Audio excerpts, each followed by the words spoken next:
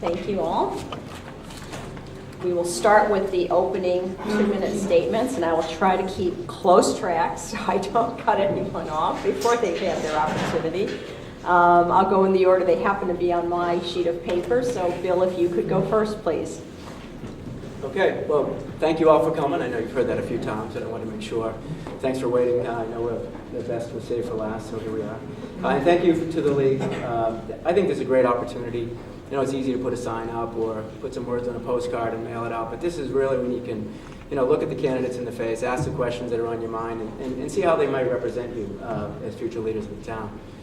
On a personal side, I've grown up in Hamilton, Wenham. I've lived here my entire life. I actually went to elementary school right in this very building. Graduated through the high school, continued my studies through Northeastern University, where I earned my degrees in finance. I married a resident as well, Carrie Hughes Wilson. Many of you might know her through her previous volunteer work with the youth cheerleading program. Was actively involved a number of years ago, but helped get that program off the ground. I currently serve as your chairman of your school committee. So probably 3 years ago, I took it upon myself. I looked at the schools. Schools are important to me, I should say. I also have 2 daughters. One's a senior at the high school still, and one's a sophomore at the University of Rhode Island. But I value the school district. I think we have an excellent program. But I saw a lack of financial discipline within the school committee at the time. We had a lot of overrides, which many of you remember, and some of the reasons why our tax rates got to where they are today. So I wanted to put a stop to that. I came in, I applied my financial discipline. I have over 26 years of financial executive experience. Over the last 12, I've served at a vice president capacity. Often am asked to lead projects, doing financial analysis to determine whether or not it's a go or no-go. I acquire the funding, as well as execute on the plan. Some of the projects I've done near to this town are built the Sprint PCS network throughout town in the early 90s, and more recently the Metro PCS network. So I've dealt with the towns on those projects. So I think the combination of my passion for this great town, I want to preserve the openness, and the fact we know our neighbors, and my financial acumen, I think I have a lot to offer for the board. Thank you. Rob McCain, if you could go next, please. Sure. I'm Rob McCain. I want to thank the women voters. Our tax rate is going up next year, 5.73%.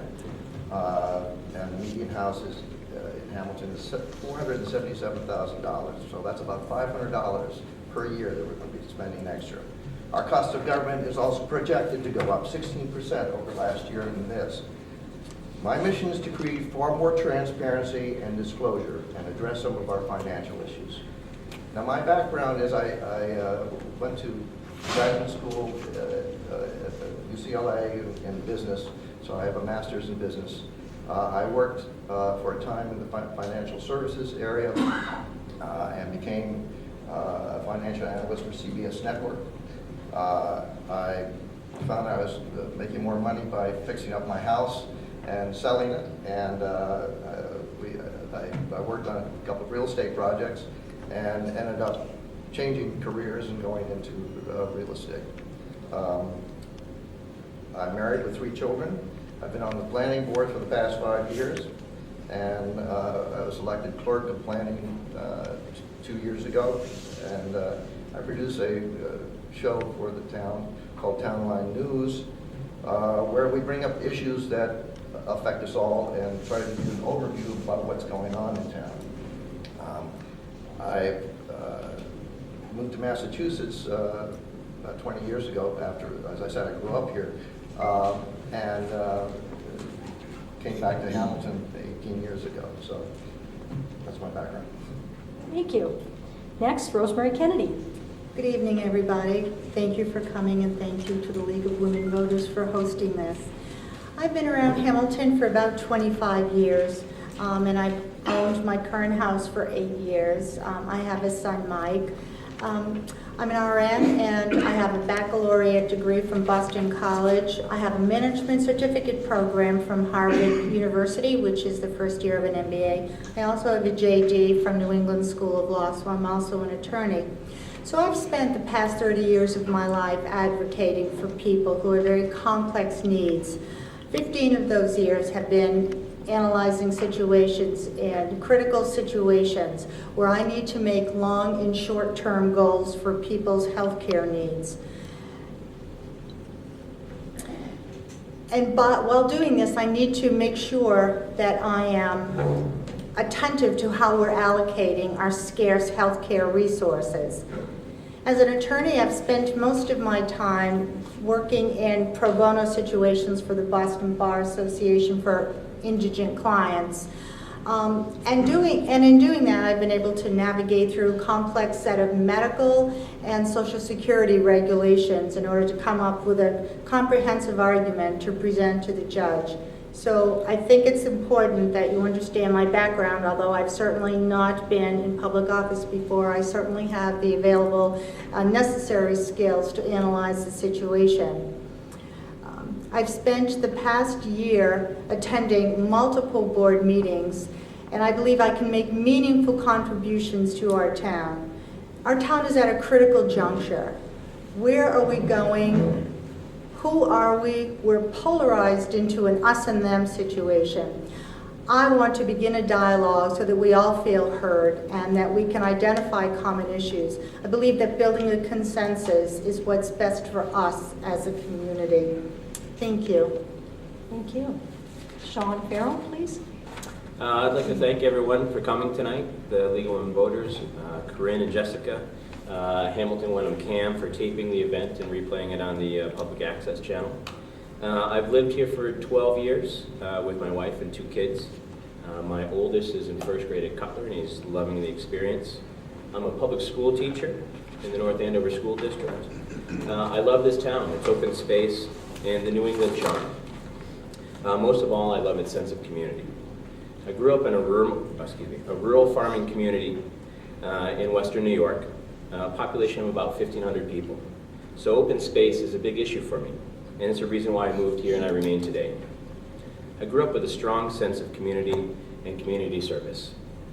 My mother, raising me alone, made sure that even though we did not have a lot, that we extended a hand to anyone that needed it. I've been an active participant in town government for many years, attending town meetings, voting in elections, and educating myself on town interests. Over the past year and a half, I spent a lot of time engaging residents door to door, all over Hamilton, in meaningful conversations, to get to know their viewpoints. It's been great meeting so many wonderful people. Sadly, I've heard from many that they feel disconnected from our town government and are also soured by conduct of people both on town boards as well as people critiquing those boards. I'm running because I wish to restore a spirit of cooperation and increase a community involvement. By continuing a us and them mentality, no one wins. I will, if elected, find a positive way to engage all sides of our issues so everyone feels that their voice is heard and opinions are valid. If elected, my goal is to end this us and them mentality and bring back we. Please consider me on the 16th. Thank you. Thank you. First question is for Bill Wilson. Bill, how does your experience as the chairman of the school committee help you be how will it help you be an effective selectman in light of your understanding of the needs of the schools? You know, I'll bring a lot of the skills I've learned, and I've learned a lot in being on your school committee. Over the 3 years, every year I've held a leadership position, currently as stated as chairman. But what I think I'm most effective on the school committee outside of the financial acumen that I bring to the committee is really my ability, my people skills to bring people together to discuss ideas and projects. You know, we tackled a lot of projects over the past few years, whether it's graduation location, the park program for testing, Common Core. But I took the time and I really reached out to the community, make sure everybody understood we were having the meeting. I would invite stakeholders in to communicate so not only the board but the public could participate, via a public hearing of sorts.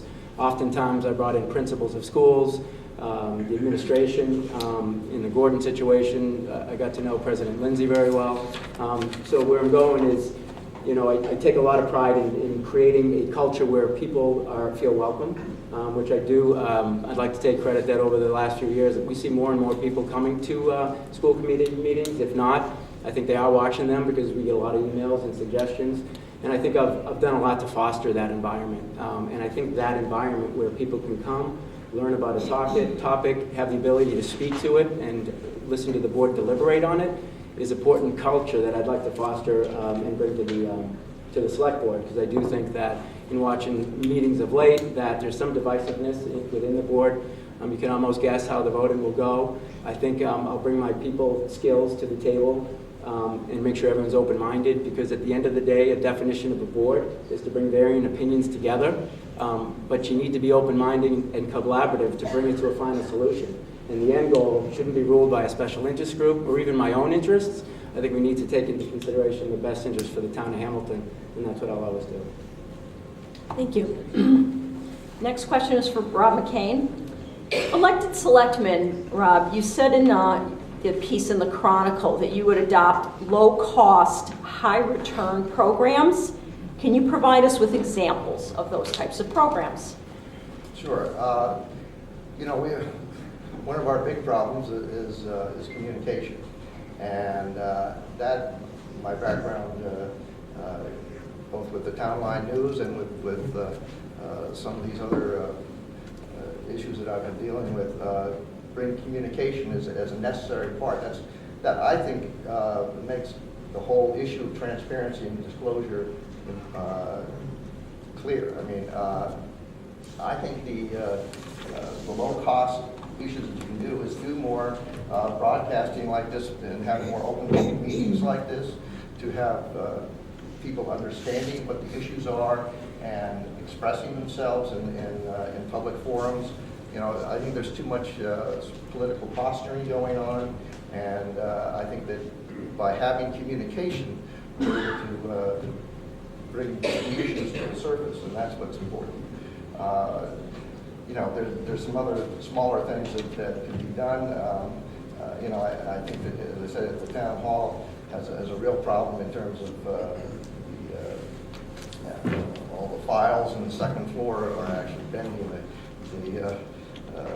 the floorboards, and we need to digitize that kind of information and make it accessible. It gets back to my theme about communication.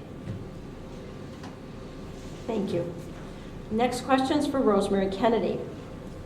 Rosemary, your campaign literature states that good town governance includes transparency.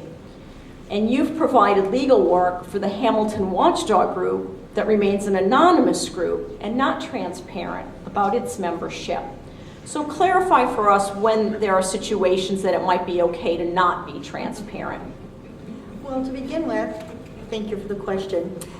I read a meeting I read a memo at a planning board meeting. That was the extent of my involvement with the Hamilton Watchdog Group. And as an attorney who was representing them pro bono, I had no responsibility to divulge their identity. That's their privilege. I spoke with one member who was the spokesman, and that I think was sufficient for me. I happen to just agree with the particular issue that I was discussing. It was a legal issue, and so I agreed to do that. But I think when you talk about transparency, you have to talk about the fact that people are absolutely raked over the coals by some of our government officials.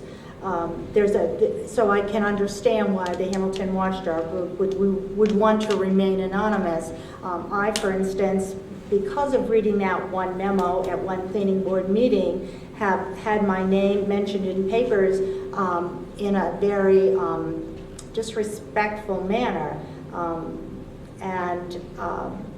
I don't think that's a correct way for a government official to react. I've had people, as I've been campaigning, sort of laugh and say, whoa, Rosie, you've got quite a reputation. And I just think that that's not becoming of the office of a select person in this instance.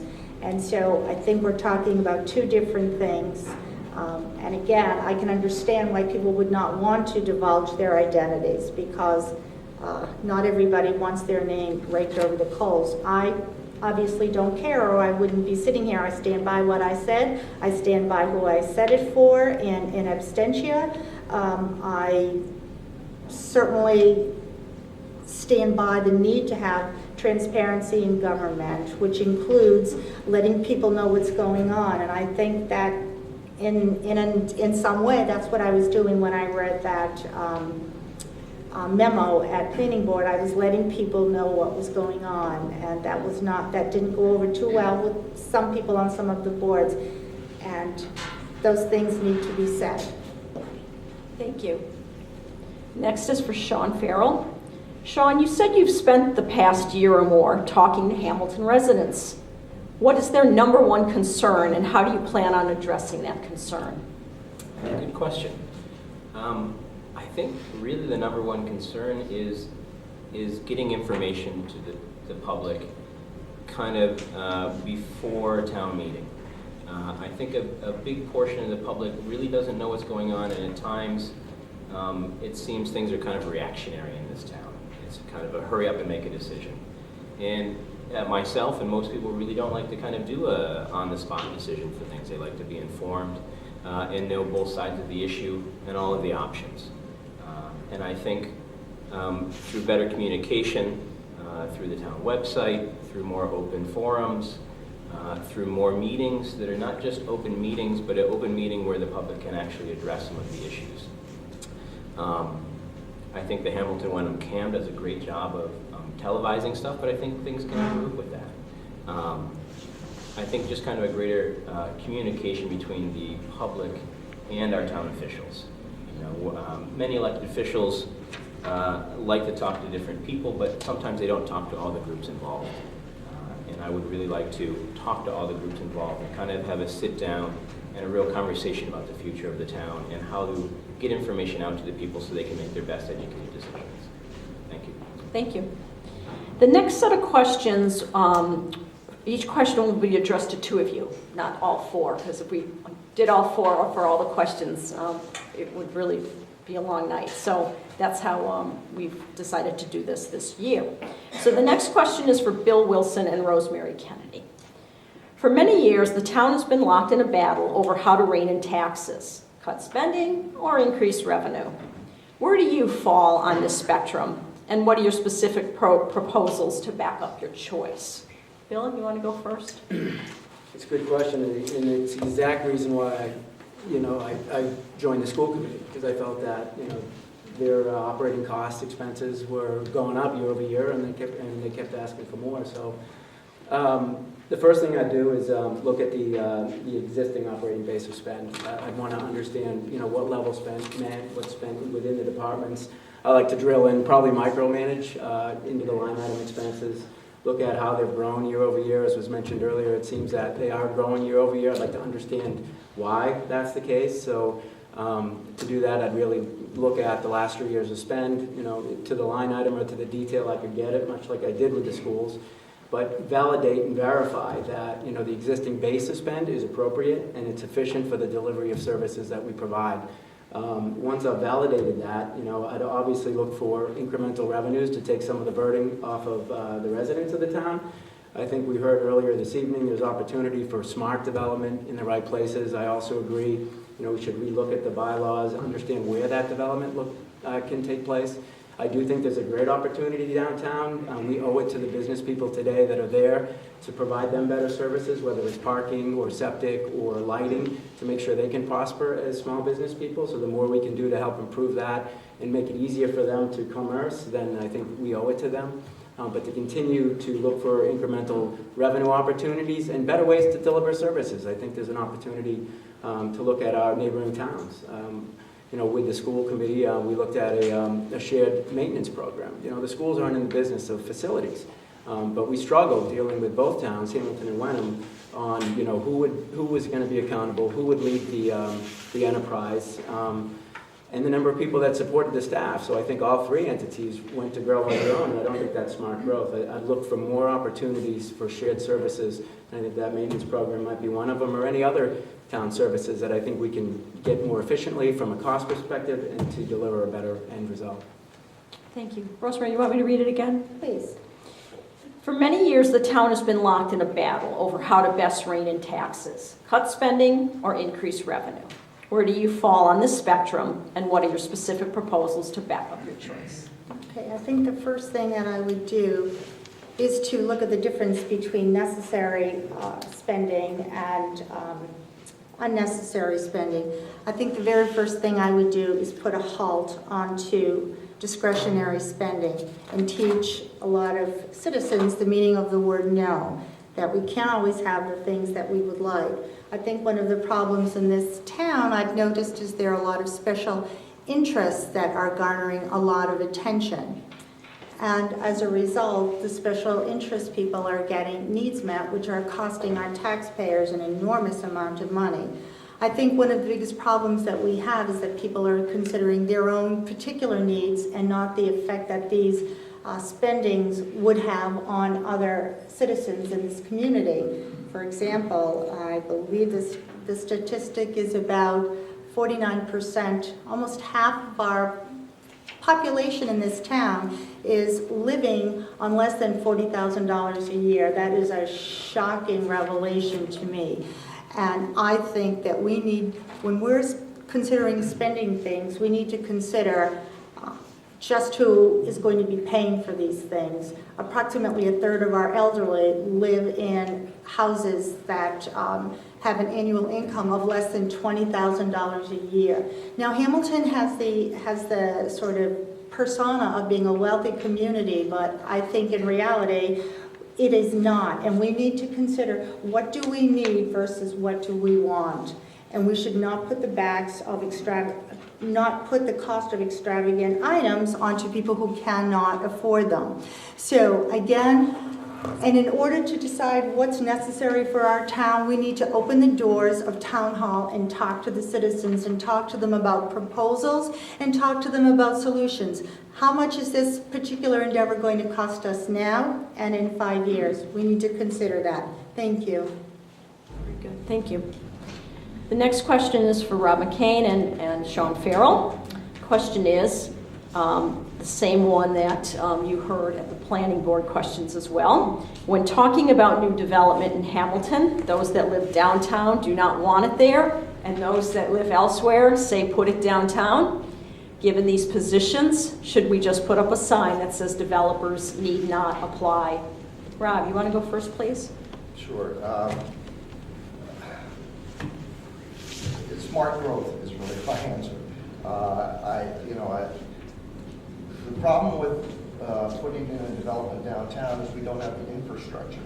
We would need to put in basically a $12.5 million septic system. That seems to be kind of put on the table a lot.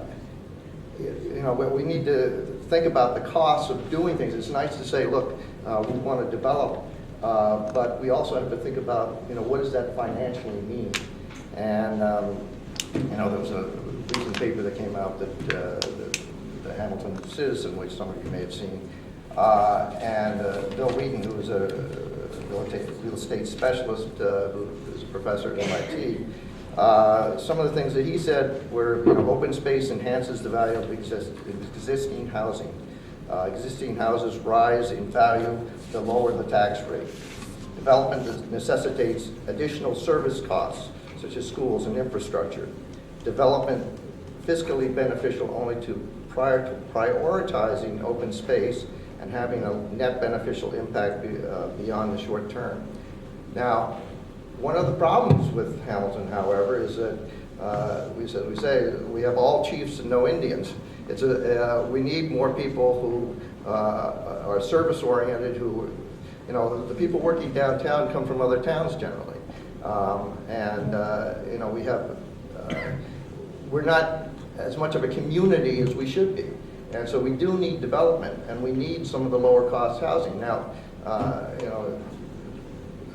it's kind of a misnomer when you talk about the Patton estate, that we're talking about that being a senior housing project. It's that's the bylaw that's being quoted. Thank you. Sean, do you want me to read the question again? No. Like Rob said, is smart growth. It's kind of one of those buzzwords that everyone likes to hear. And smart growth is developing your community in a way that isn't like you're building a skyscraper downtown. I don't think anybody wants that in Hamilton. But we do need to kind of consider what we're going to do with our town. We need to have some good future thinking and maybe looking into some of those bylaws that have been very restrictive to any kind of development in Hamilton. We need to build consensus with boards, with the townspeople. We need to have a lot more open meetings and really kind of think about the big picture plan on where we want to go with the future of Hamilton, whether it be downtown or not in downtown. I think there's kind of viable options in both things. No one's ever going to be completely happy. I think we need to build a consensus and get some compromise. And I think one of those things to kind of accomplish that goal is have some more kind of positive influence in our town government and let people feel that they can come forward and voice their opinions. Also, I think expert opinions from other communities are great. Let's look into like models from other communities that are like Hamilton and see what they've done to be successful with smart growth and development. But that's really all I have to say. Thank you. Good, thank you. The next question, Bill Wilson and Rob McCain. According to a report from April 2013 prepared by the Metropolitan Area Planning Council for the Hamilton Housing Production Plan, the demographics of Hamilton are expected to change. Our elderly population is expected to increase, while our school-age population will decrease. What do you think about these forecasts? What are the implications, and how would you plan for this change? Sure. The MAPC, I read their report, and they make comparisons that I think are mistakes. And I pointed this out, and they went ahead with it anyway. But that's their option to do.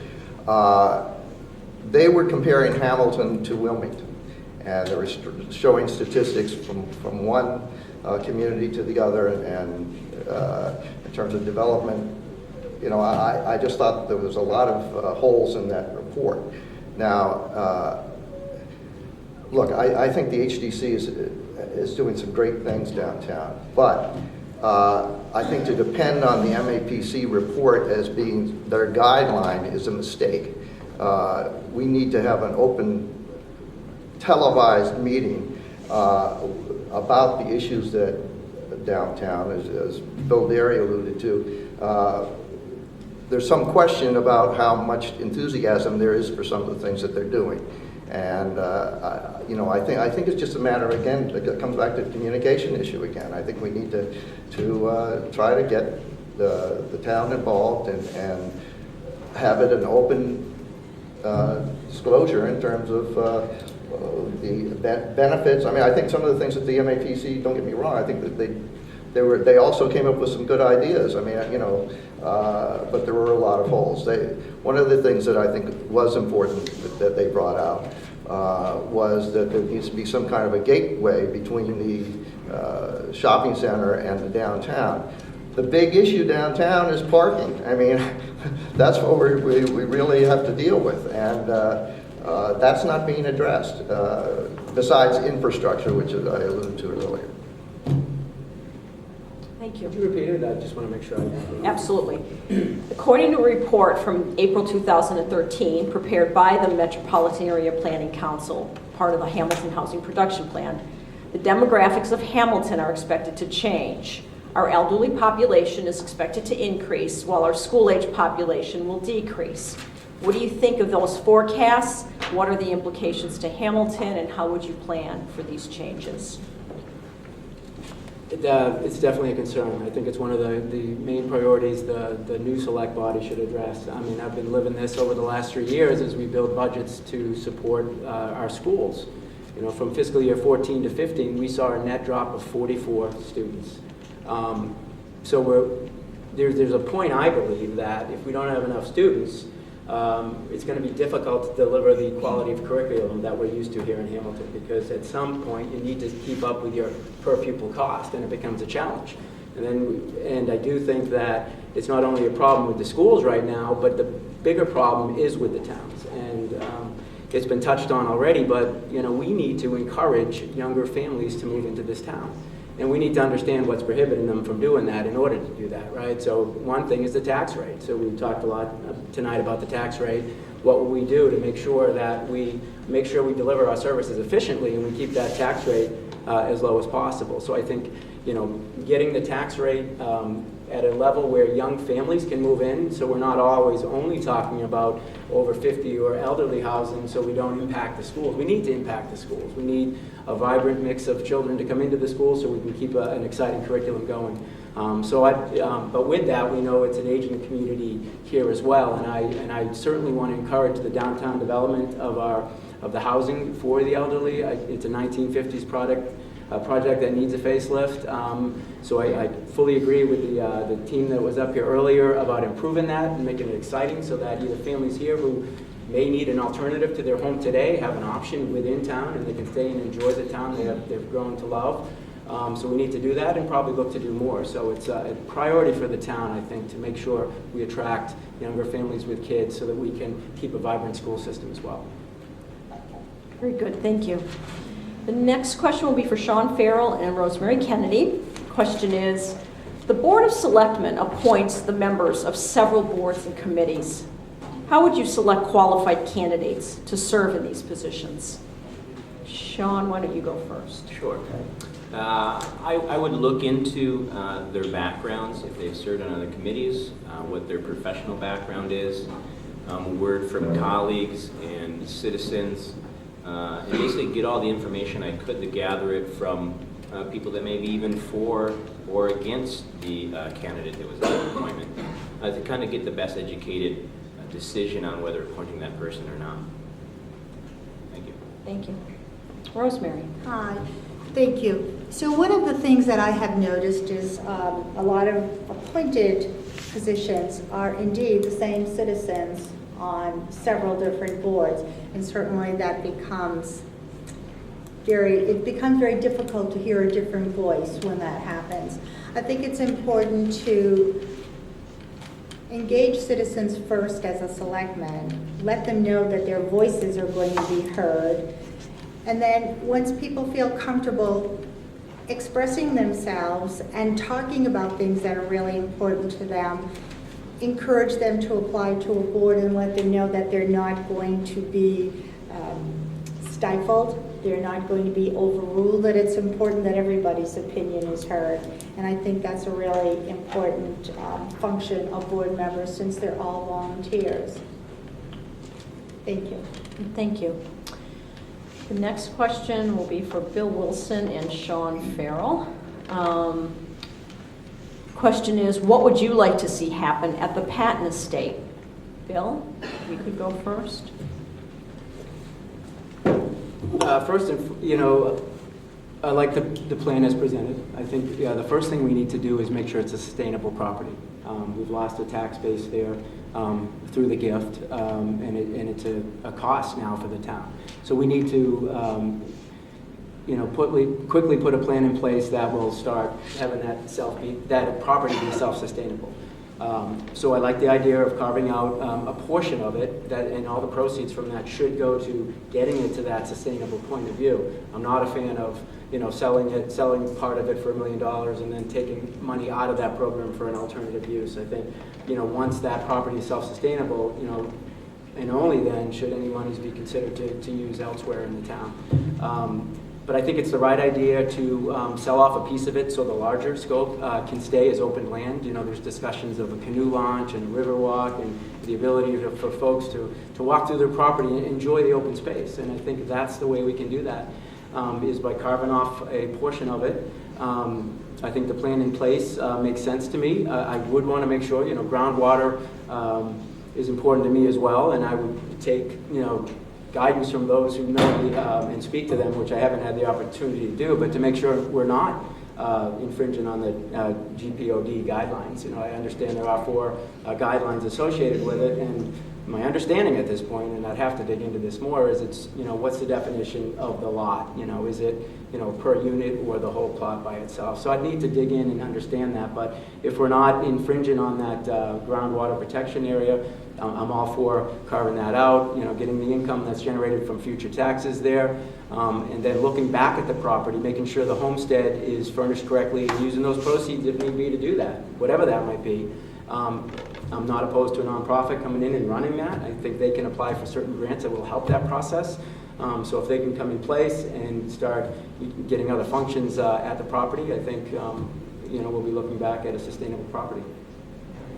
Thank you. Sean? I'm going to agree quite a bit with Bill. I think the due diligence was done on the property, and I agree. I think selling a little bit off of the property to kind of help recoup some of the loss we had over the years for carrying the property. And I agree, a self-sustaining non-for-profit, something to maintain the property out there. There's a lot of important things there. I mean, I think the gift by Joanne is just phenomenal, and it's a very historic part of our town. It's part of our identity, and we need to kind of go about this the right way, because it is kind of, it's a huge deal. One thing I'm concerned about is the cost of the estate. We've looked at giving some money for the estate. I'd like to be able to look more into what non-for-profits were going to go in there, what their ideas were for the property as far as the cost of maintenance, upkeep, and just general things to get the property up to code for ADA compliance and etc. I also need to find out more about the GPOD and exactly what is involved in that, because I too am concerned about drinking water. But I trust the opinions of the boards and town council and other people that are involved to make the right decision. I think the senior housing or 55 plus at Patton is a great idea. I don't think it's the best solution to our senior housing issue. The price point is a little bit much for, I think, a lot of our seniors in town. It's $675, I think, is the going rate. And that's just way too much for a lot of our seniors in town. But I think it's a good start. It gets our foot in the door, and we can start moving forward on getting some viable senior housing. A big issue in this town is our seniors and keeping them in town.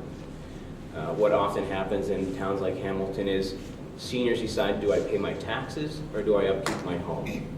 And that's a real issue. What happens is people stop upkeeping their homes, and then their home value may have been a good moderate value for a young family to possibly purchase coming in the town.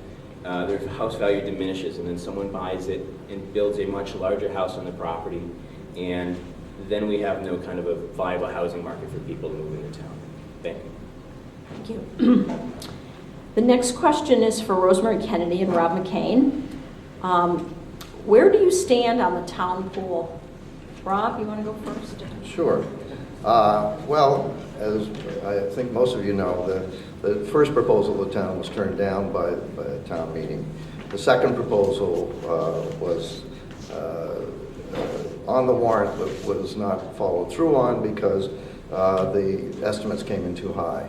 The third proposal was an informal proposal that was given at the town library, which was seemed to be muffled up because they hadn't told the librarian. I guess she was kind of irritated by the whole thing and said that it didn't make any sense. We have a high water table and it's a residential area. So now we're coming down to the fourth run here. All that being said, look, I'm not against having a pool. I think the town should have a community pool based on a balance and scope of I'd like to see them fix it up and be done with it. We've had 4 proposals. I understand, there's a lot of people who are very adamant that they want the pool. And I think we have to take that into consideration. What I'd like to see happen is a pool fund, if you will, where there's a matching funds between the town and individuals. And basically say, look, we're willing to put the money up for fixing the pool and find out how, you can take out bids and find out how much that would be, and then go out and say, look, we're going to give you 2 years to try to do, public funding, and try to build a partnership with people to do that. And I think it's, You know, the trouble with the current proposal is that there's not going to be anything left in the CPA funds, which have been built up, we've been paying into for 10 years. We're not going to have enough for a turf field and the town hall. And, you know, it's a prioritizing element here. And you know, you want to please everybody. I mean, you want to make people feel that they're getting value for their tax money, but it can't always happen. Thank you. Rosemary. Hi, so this is a very important issue to me. I firmly believe, first and foremost, that we should renovate the pool that we have. It's a camp pool used for 8 weeks a year. We can renovate it for, I've been told by various pool experts, that we can renovate it for approximately 25% of the cost that we would need for a new pool. Secondly, a pool is not a necessity. We have pools within a stone's throw. We have a beautiful new pool going in at the Ipswich YMCA. We have a beautiful new renovated wading pool going in at Bradley Palmer. We have Crane Beach. We have Pleasant Pond. We have Gordon College. We have the Sterling Center. Honestly, I think that our tax money, and see, let's not make any mistake about this, our CPC money is our tax money, our hard-earned dollars, and we should put that money into something that's going to lessen our burden. And the way to do that, I believe, is to renovate our town hall. I was recently on the second floor of our town hall and was absolutely appalled at the condition of our town hall. Where is the sense in putting in a new pool for a very small portion of our population to use for a very small amount of time and watching our town hall crumble? I think that that's an irresponsible use of money.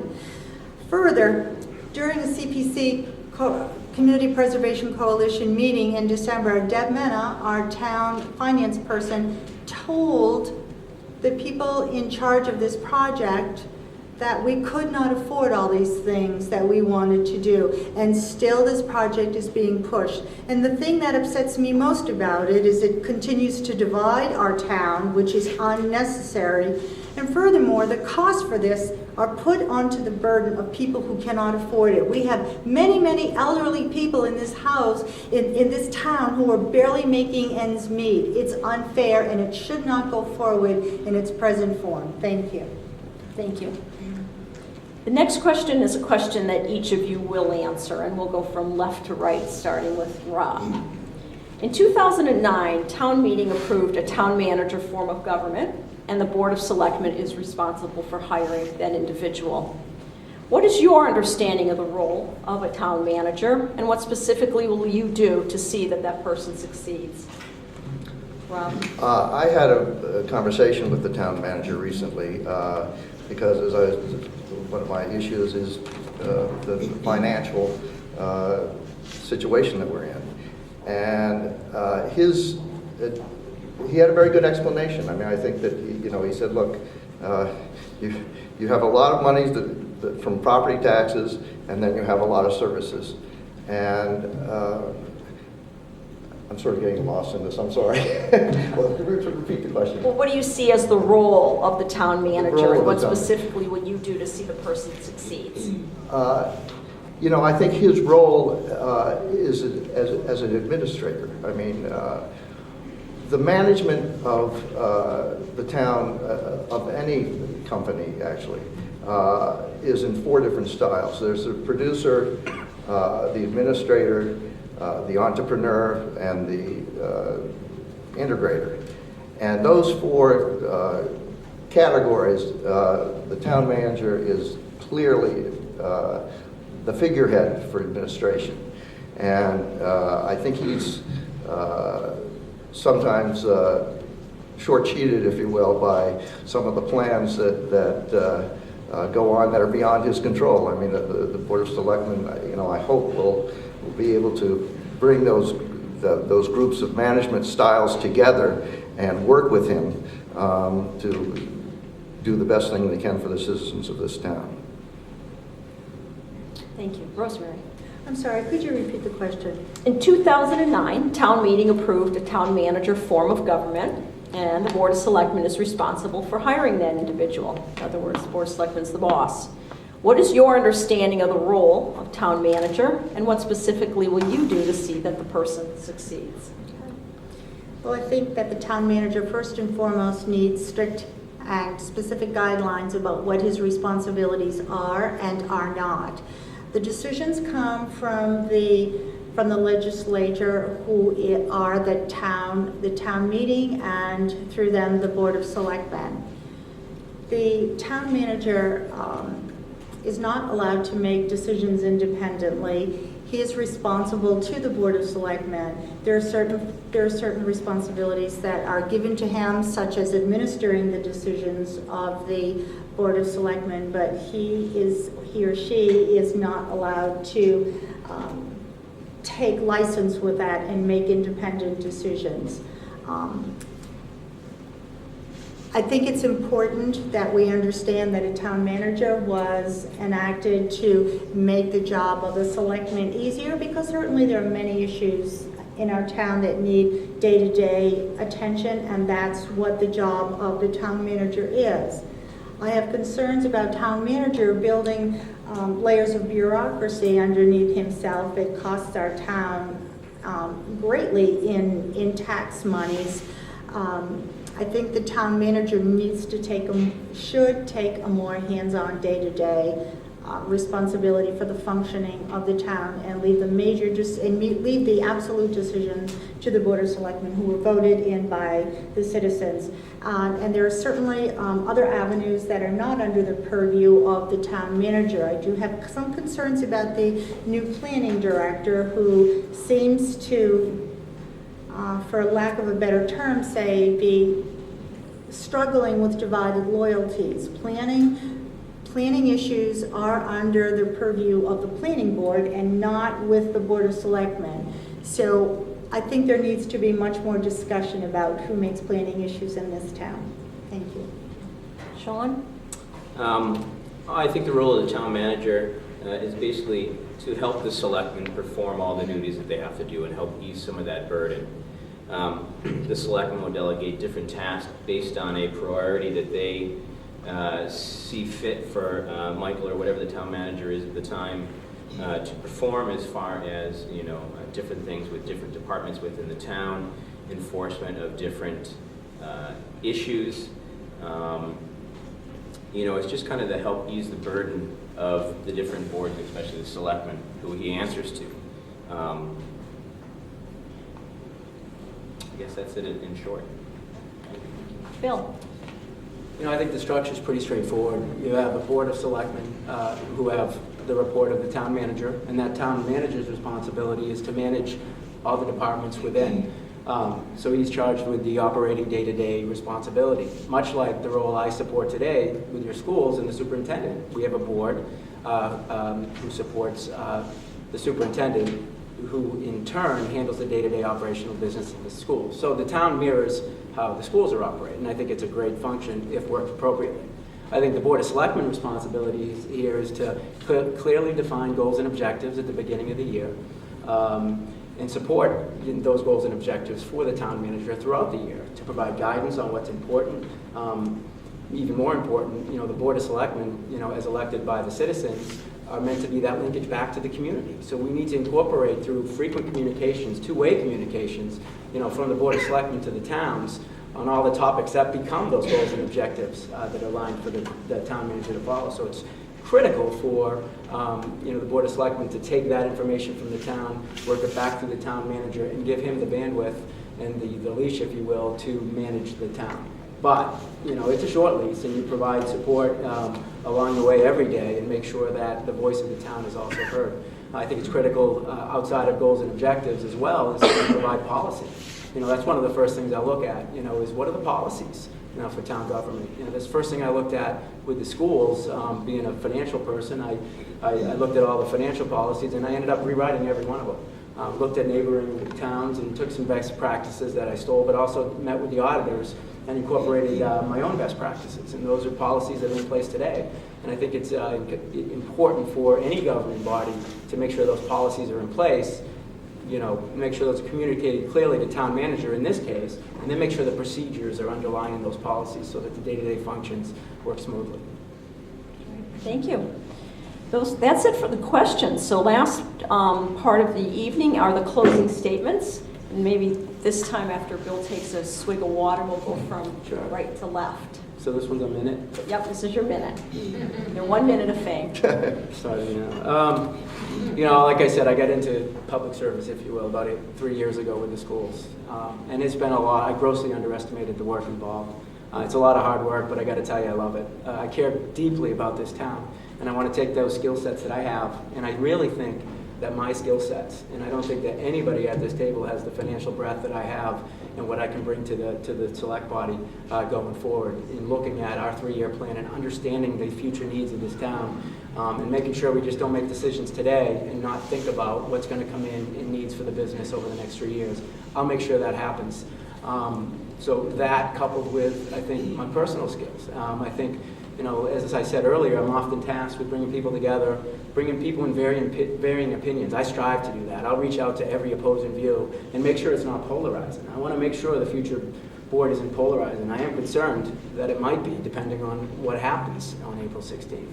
But I want to make sure, I bring my open-minded, collaborative attitude coupled with my financial experience to make sure going forward we have a governing body we can be proud of.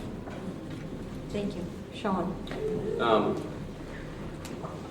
I just would like a lot more open communication, more involvement by the public. People really care about this community, and it's up to them to kind of be vested in it and pay attention. I think we can do a better job as a town government getting more information out there, but we really need the people to kind of digest that information and make good decisions. I believe in smart growth, and our housing market needs to be improved. And we need some big picture planning, some future forecasting instead of reactionary things. I believe I represent a big demographic in town, younger families, middle class, and we haven't had a lot of that representation on the board before. And I'm looking to kind of build consensuses, and anyone that's spoken to me in the last couple weeks, whether I've been at your home or not, whether I've agreed with you or disagreed with you, I think we've kind of made a common ground and respected each other's opinions. And I just hope that you come out on April 16th and vote for me. Thank you very much. Thank you. Rosemary. Hi, so while I certainly agree that having financial acumen is a necessary portion of what you do, I don't believe it's the only thing. I think that I would provide a very strong ability to research and analyze issues going on in this town and the implications of the short-term and long-term outcomes of those. I think that it's not only finances, it's a quality of life in this town that people are fighting for. Margaret Mead said that a small group of people can change the world, and this is what I believe, that we are fighting for our lives here in terms of what do we want Hamilton to be. I think it's important that we learn to communicate with each other. I think it's important that we open up town hall and have people come and talk to us and listen to them. It's not just about one demographic in this town. It's not just about money. It's about an intangible quality of life, and I represent that. Thank you. Rob. With quorums of only 75 for special town meetings and with articles on the warrant where only political insiders are up to date, citizens are becoming discouraged. There's too much political posturing going on at Town Hall and too much social engineering railroading the public. I realize that asking for your vote is asking you to pay forward with faith that I will act fairly. I promise to represent you with dedication, honesty, and integrity. And during my time in office, you'll have access to give opinions, input, and feedback. Your takeaway from tonight should be that I am a reasonable person. I'm willing to listen, to respond, and to follow through with appropriate actions. We need to attack the issues together. Please vote for me. I'm Rob McCain. Thank you. Thank you.